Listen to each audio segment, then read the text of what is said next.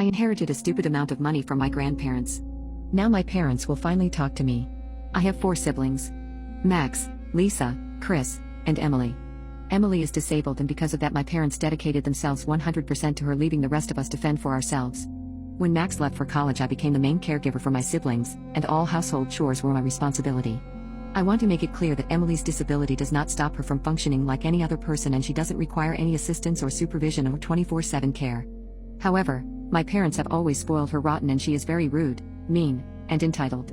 My parents raised her with the mentality that her disability means she's allowed to do whatever, and everyone needed to bend backward for her. My grandparents passed away 3 years ago, and I inherited everything, approximately $6 million. They were very well off, I know. The reason I received all of it is that when my grandparents were sick, Max contacted them after almost 10 years of silence because he wanted to know how much he would receive. I don't speak to Max. They were very aware of how my mom treated me and my siblings, and she was disowned. They were very religious, and Lisa came out as bi at 14 and Chris came out as gay at 17. I went no contact with my parents after I moved for college. When Lisa and Chris started college, I offered to cover all of their living and educational expenses as long as they do well in school. They gladly accepted. I also helped my best friend Lola start her own business. I haven't spoken to my parents in 6 years. I haven't blocked them, they just never called or texted.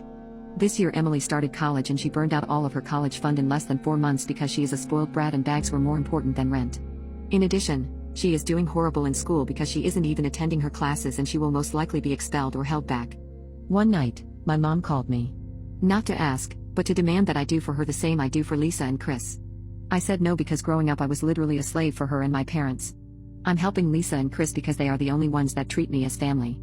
I ended the call by telling her that for 18 years Emily was their only kid, so now they have no right to demand anything from the kids they practically abandoned. Now I'm getting roasted by everyone, except Lisa and Chris. Because I'm causing unnecessary drama. I'm causing a rift between Emily and her siblings. Emily will be the only one without a degree. It's not really my money, and my grandparents would want me to help her, otherwise they would have just left her some money. I'm getting told things like family is family and I should help my little sister. And it's not her fault that my parents were bad parents to me. True, but she doesn't do anything to change her behavior. Apparently she's disabled and it's not okay to discriminate. I don't even know what disability she has. My parents never told me, and when anyone asked they would get very defensive. She can't even get governmental assistance because she doesn't have documentation that attests she is disabled. I remember my parents fighting about taking my sister to different doctors because they all refused to sign she was disabled. Emily's spending problem got worse since she left home, and the rest of the family is no longer in a position to give them money. Also, my dad had a work accident a few months ago and he was forced to retire, so now their income has significantly reduced. How can someone spend that much? Simple.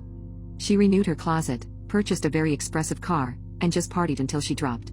For reference, my parents have high-paying jobs and Emily's college fund was around $587,000 when I left for college. All that money is gone.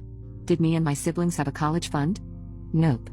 We all worked our butts off to get scholarships so we can go. And I do have a will in place. If anything happens to me, all the assets will be split equally between Lisa, Chris, Lola, and an organization fighting for wildlife.